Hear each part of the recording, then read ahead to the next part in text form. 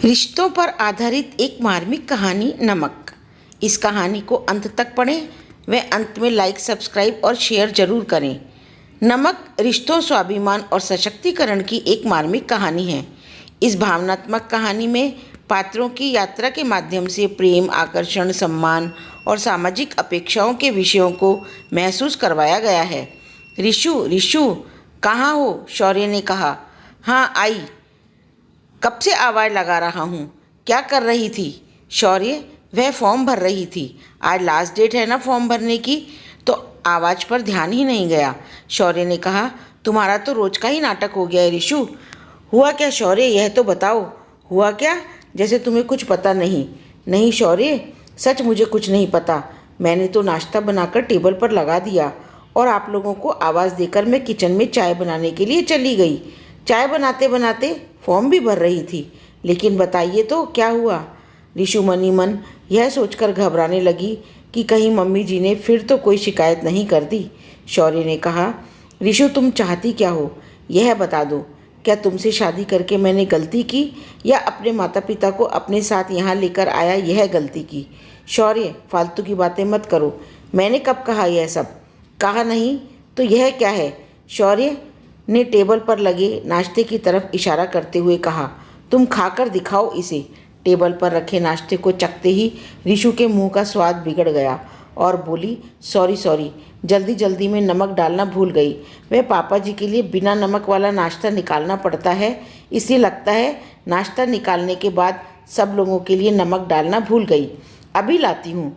रहने दो, तुम ही खाओ, अब मुझे देर हो रही है। शौर्य, चाय तो पीकर जाइए, बन गई है, मैं अभी लेकर आती हूँ। रिशु तुरंत किचन की तरफ भागी कि जल्दी से शौर्य के लिए चाय लेकर आऊँ। रिशु जब तक चाय लेकर आई, शौर्य जा चुका था। मम्मी जी, शौर्य चले गए क्या? हाँ चला गया। अब तुम मज़े से चाय नाश्ता करो। वह बेचारा दिन भर भूखा प्यासा ऑफिस में सर खपाए और यह महारानी ढंग से चाय नाश्ता भी नहीं करवा सकती पति को। जब देखो फ़ोन में घुसी रहती है, कान में हेडफोन लगाकर न जाने क्या क्या करती है। आजकल के लड़कियों को तो शादी का मतलब ही नहीं पता। बस पति बेचारा दिन भर खटता रहे और यह आराम से घर में पैर फैलाए सोती रहे और फालतू के पैसे उड़ाती रहे। खुद पैसे कमाने हो तो समझ आए। रोज का नाटक है इनका। कभी नमक नहीं, कभी ज़्यादा हो जाता है, कभी मिर्च ज़्यादा हो जाती है, तो कभी कुछ तो कभी कुछ। अगर तुम्हारा मन नहीं लगता खाना बनाने में तो बता दो। मैं इतनी बूढ़ी नहीं हुई हूँ कि अपने बेटे को ठीक से 2 रोटी भी ना बनाकर खिला सकूं। जब से हम लोग आए हैं देख रही हूँ कि शायद ही कोई दिन ऐसा हो जब शौर्य नाश्ता करके खुशी खुशी ऑफिस गया हो। पता नहीं क्या देखकर शौर्य ने तुमसे शादी की। न खाना बनाने का गुण, न पहनने ओढ़ने का। बेटे की ममता में मैंने भी हाँ कर दी। हटाओ यह सब, ले जाओ, खूब खाओ पेट भर के। विमला जी की बातों को सुनकर रिशु रोती हुई किचन में चली गई और अपने कामों में लग गई। यह विमला जी हैं, शौर्य की माँ, जो अभी गांव से शहर आई हैं अपने बेटे के साथ रहने के लिए।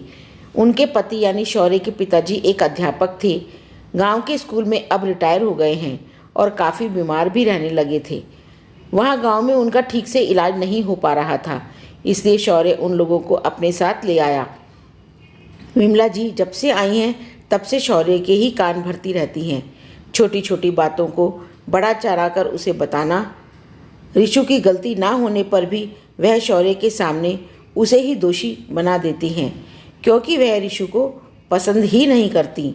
वह अपने बेटे की दूसरी शादी करना चाहती हैं, अपनी पसंद से, जहां जी भरकर अपने अरमान पूरे कर सकें और खूब दहेज लेकर सबके सामने अपनी शान बढ़ा सकें। रिशु और शौर्य की लव मैरिज है। दोनों एक कॉमन फ्रेंड की वजह से एक शादी में मिले, फिर दोस्ती हुई और दोस्ती धीरे धीरे प्यार में बदल गई। अपने प्यार को एक नाम देने के लिए दोनों ने शादी का फैसला किया। दोनों ने ही अपने अपने परिवारों से बात की। दोनों ही परिवारों ने मना कर दिया, लेकिन रिशु और शौर्य की जिद के आगे उन्हें झुकना पड़ा और दोनों की शादी हो गई। रिशु को शादी के पहले घर का कोई कामकाज नहीं आता था, खाना बनाना भी नहीं आता था, लेकिन शादी के बाद वह धीरे धीरे सब सीखने की कोशिश कर रही थी। थोड़ा बहुत ही इस नए जीवन में एडजस्ट कर पाई थी कि रिशु के सास ससुर गांव से यहाँ उन लोगों के साथ रहने आ गए। विमला जी को रिशु वैसे भी पसंद नहीं थी। रोज़ सुबह होते ही विमला जी के चीखने चिल्लाने का दौर शुरू होता तो रात के सोने तक चलता। रिशु ने शादी से पहले ही शौर्य को बता दिया था कि वह शादी के बाद भी पढ़ना चाहती है और कुछ बनकर देश की सेवा करना चाहती है। रिशु की इस बात को शौर्य मान गया और रिशु को पढ़ाई से कभी नहीं रोका। लेकिन धीरे धीरे कुछ बदलाव शौर्य के अंदर रिशु ने महसूस किया। उसके अंदर एक चिड़चिड़ापन दिखने लगा। शौर्य अब पहले की तरह सपोर्ट नहीं करता। रिशु घर का सब काम खत्म करके अपने कमरे में गई कि थोड़ी देर कुछ पढ़ लूँ। तभी विमला जी की आवाज़ आई जो दरवाजे पर खड़ी थी। बहू, रिशु ने आवाज़ लगाई। जी मम्मी जी। बहू, यह क्या, तुम फिर से फ़ोन और इस लैपटॉप में लग गई? तुम्हें याद नहीं है क्या, आज जीजी आने वाली है अपने पूरे परिवार के साथ। मैंने तुम्हें बताया था ना कल ही, और तुमने अभी तक कुछ चाय नाश्ते का प्रबंध नहीं किया है। रसोई तो खाली है। क्या बाहर का नाश्ता खिलाओगे जीजी को? 5 बजे तक पहुंच जाएंगे वो लोग, और अभी तुम ना तो तैयार हुई हो और ना ही उनके स्वागत सत्कार की कोई तैयारी की है। मम्मी जी, मैं तो सच में ही भूल गई थी बुआ जी के आने के बारे में। माफ़ कर दीजिए, मैं अभी सब तैयारी कर लेती हूँ, विमला जी ने कहा। और हाँ, यह सलवार सूट नहीं चलेगा। जब तक जीजी है तब तक घर में बहू की तरह साड़ी पहनना, और जेवर जो शादी में दिए थे वह तुम्हारे पास हैं कि नहीं? मायके में दान कर दिए। मेरे पास ही है मम्मी जी, आप ऐसा क्यों बोल रही हो? रिशु ने कहा। ठीक है, तो वह भी पहन लेना, समझ गई? नहीं तो जीजी सोचेगी कि हमने तुम्हें कुछ दिया ही नहीं। रिशु ने कहा। लेकिन मम्मी जी, मैं साड़ी पहनकर काम नहीं कर पाती हूँ। वह सब मुझे नहीं पता। पहनना है मतलब पहनना है। इतना कहकर वह बड़बड़ाते हुए नीचे चली गई। रिशु के समझ में नहीं आ रहा था कि क्या करे। वह सब कुछ छोड़कर किचन की तरफ भागी और जल्दी जल्दी नाश्ते की तैयारी में लग गई। पहले नाश्ता बना लूँ, फिर तैयार हो जाऊंगी। रिशु अभी नाश्ता बना ही रही थी कि दरवाजे पर गाड़ी के हॉर्न की आवाज़ सुनाई दी। उसने किचन से बाहर आकर देखा, बुआ अपने पूरे परिवार के साथ आ गई थी और साथ में शायद अपनी नई बहू को भी ले आई थी, जिसकी अभी 2 महीने पहले ही शादी हुई थी। रिशु जल्दी से वापस आकर नाश्ते की तैयारी में लग गई और गैस पर चाय रख दी बनने को। तभी विमला जी की आवाज़ आई, बहू कहाँ हो, इधर आओ, बुआ आ गई है। रिशु किचन से बाहर आई। उसे देखकर विमला जी गुस्से से लाल हो गईं, लेकिन मेहमानों के सामने कुछ कह नहीं पाईं। रिशु ने बुआ के पैर छुए और सबको प्रणाम कर सबसे हालचाल पूछने लगी। तभी विमला जी बोली, बातें ही करती रहोगी या फिर जीजी को चाय नाश्ता भी करवाओगी? जी, अभी लाई। रिशु किचन में चाय नाश्ता लेने चली गई। भाभी, यह तुम्हारी बहू कैसे रहती है? और यह नाश्ता, और यह क्या नया फैशन शुरू किया है तुम लोगों ने बहू का सूट पहनने का? न साड़ी, न जेवर, न हाथ भर चूड़ियाँ, न माथे पर बिंदी, न सर पर पल्लू, यह सब क्या है? हाँ भाई, तुम लोग तो नए ज़माने की हो, इसलिए बेटे ने अपनी मर्जी से शादी कर ली तो बहू तो अपनी चलाएगी ही ना। मेरी बहू को देखो कैसी सुंदर गुड़िया जैसी लग रही है, और तुम्हारी बहू को देखो। नहीं जीजी, बहू जरा कामों में व्यस्त थी तो तैयार होने का समय नहीं मिल पाया होगा। भाभी, जैसा तुम लोगों को ठीक लगे वैसा करो, हमें क्या, हमारा काम था तुमको समझाना, सो कह दिया। वह यह सब पहनकर काम भी नहीं कर पा रही थी। घर में मेहमानों के सामने वह घर का माहौल ख़राब नहीं करना चाहती थी, इसलिए किसी तरह कामों में लगी रही। शौर्य के ऑफिस से आने के बाद सभी खाना खाने बैठे। रिशु ने सबकी प्लेट लगाई और गर्म पूरी लेने के लिए रसोई में चली गई। भाभी, अगर मेरे आने से तुम्हें तकलीफ़ थी तो पहले ही बता देती, हम लोग आते ही नहीं। मेरे बहू बेटे के सामने मेरी इस तरह बेइज्जती करने की क्या ज़रूरत थी? जीजी, यह आप क्या कह रही हैं? मैं भला ऐसा क्यों चाहूँगी? और आप ही बताइए, कभी मैंने आपके स्वागत सत्कार में कोई कमी की हो तो? अच्छा, तो यह क्या है, खाकर देखो इसे। शाम को भी वही हाल था। तुम्हें तो पता है मुझे मीठी चाय अच्छी लगती है। चलो, उसके लिए नहीं कहती हूँ, हो सकता है तुमने बहू को ना बताया हो, लेकिन अब यह बेस्वाद खाना मुझसे नहीं खाया जाता। अपने बेटे बहू के सामने मैं तुम्हारे खाने की कितनी तारीफ़ किया करती थी, और तुमने यह खाना खिलाकर उनके सामने मेरा सिर ही झुका दिया।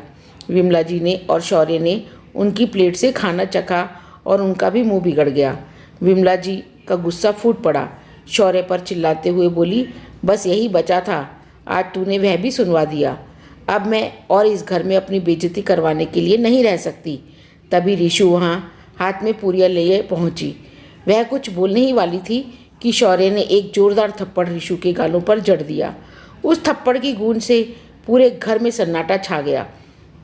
रिशु, तुम मेरे माता पिता से नफरत करती हो, यह तो मैं जानता हूँ, लेकिन उनको घर से निकालने के लिए इस हद तक गिर जाओगी, यह मैंने नहीं सोचा था।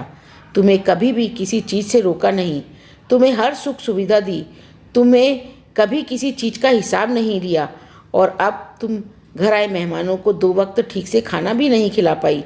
तुमसे यह छोटा सा घर नहीं संभलता, चुटकी भर नहीं नमक नहीं संभाल पाती, और देश संभालने के सपने देखती हो। जब से तुमसे शादी की है, घर के खाने में भी अच्छा स्वाद होता है, मैं तो भूल ही गया हूँ। यह बेस्वाद खाना बनाकर दिन भर तुम अपने दोस्तों के साथ फ़ोन पर लगी रहती हो, और मेरे आने पर ऐसा दिखाती हो कि तुम बहुत थक गई हो, जैसे न जाने कौन सा पहाड़ तोड़ रही थी। इसी सब वजह से लोग बोलते हैं लव मैरिज नहीं करनी चाहिए। न संस्कार न मर्यादा। अगर तुम मेरा घर नहीं संभाल सकती, मेरे माता पिता की सेवा नहीं कर सकती, तो अभी इसी वक्त मेरे घर से निकल जाओ। मैं भी तुम्हारे रोज़ रोज़ के इस नाटक से तंग आ गया हूँ। रिशु के सब्र का बांध अब टूट गया था। रोज़ रोज़ सास के ताने और बातें सुनकर वह चुप रह जाती थी कि घर में शांति बनी रहे, और समय के साथ धीरे धीरे सब ठीक हो जाएगा, क्योंकि रिश्तों को बनाने में और सहेजने में समय तो लगता ही है। हो सकता है सासू माँ भी मुझे थोड़े समय बाद समझ सके। लेकिन मेहमानों के सामने शौर्य ने जो थप्पड़ उसके गाल पर लगाया, आज उसे रिशु बर्दाश्त नहीं कर पाई और बोली, शौर्य, शादी कोई खेल नहीं जो जब चाहा खेल लिया और जब चाहा उसे ख़त्म कर दिया। अक्सर तो मम्मी जी की बातों में आकर मुझ पर हाथ उठाते हो, लेकिन बस अब बहुत हो गया। अब मैं और बर्दाश्त नहीं कर सकती। प्रेम का मतलब तुम क्या समझोगे? क्योंकि मुझे तो आज इस बात का यकीन हो गया कि तुम्हें मुझसे प्रेम नहीं आकर्षण था, क्योंकि जिससे प्रेम होता है उसका क्रोध, घृणा, उसकी हर गलती, कटु वचन, उसकी कमियां, इन सब के साथ उसे स्वीकार करना पड़ता है, जैसा कि मैंने किया, तुमने नहीं। प्यार हो तो सब भी अच्छा लगता है। प्यार इंसान को सहनशील बनाता है।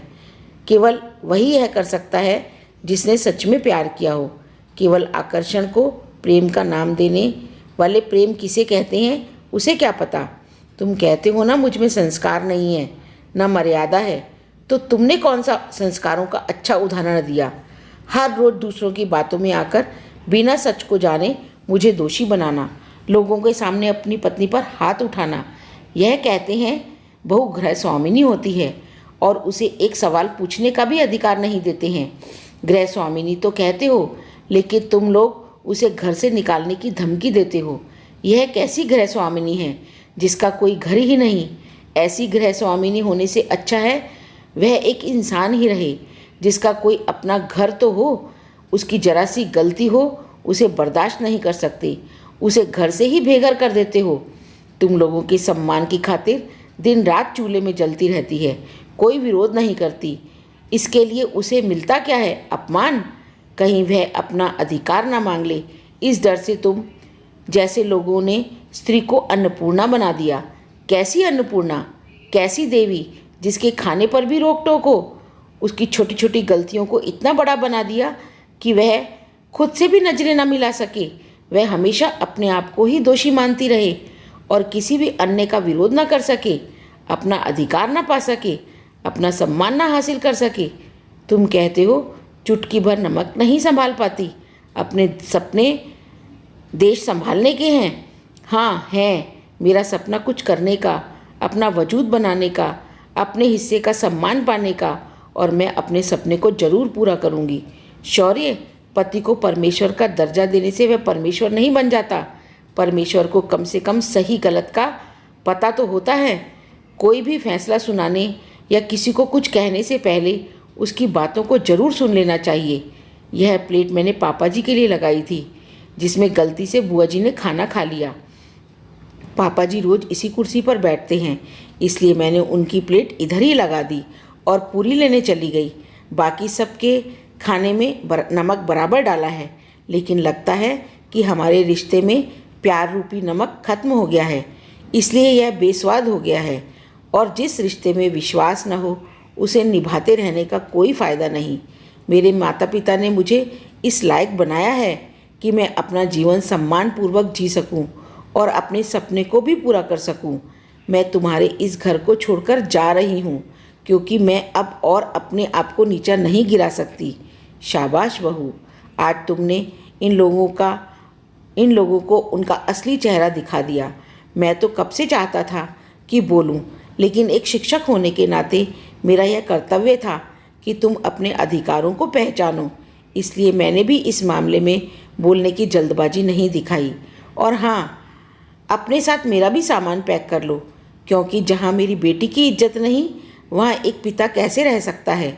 मेरे लिए तो इस घर का पानी भी हराम है। चलो हम अपने घर चलते हैं और तुम्हारे उस अधूरे सपने को पंख लगाते हैं जिसे तुम इन जैसे घटिया लोगों के लिए बलिदान करना चाहती थी। शौर्य, आकर्षण और प्रेम में फ़र्क होता है, यह समझने के लिए मैं सदा तुम्हारी आभारी रहूँगी, ऋषु ने कहा। और हाँ शौर्य, यदि बार बार अपमानित होकर भी आपसे कोई जुड़े रहने की कोशिश करे तो इसका मतलब यह नहीं कि वह निर्लज्ज है। हो सकता है उसके जीवन में आपका स्थान उसके लिए उससे अधिक हो। इतना कहकर ऋषु और शौर्य के पिताजी वहाँ से चले गए एक नई सुबह को देखने के लिए। यह कहानी आपको कैसी लगी? यदि अच्छी लगी तो इसे सब्सक्राइब, लाइक और शेयर ज़रूर करें। धन्यवाद।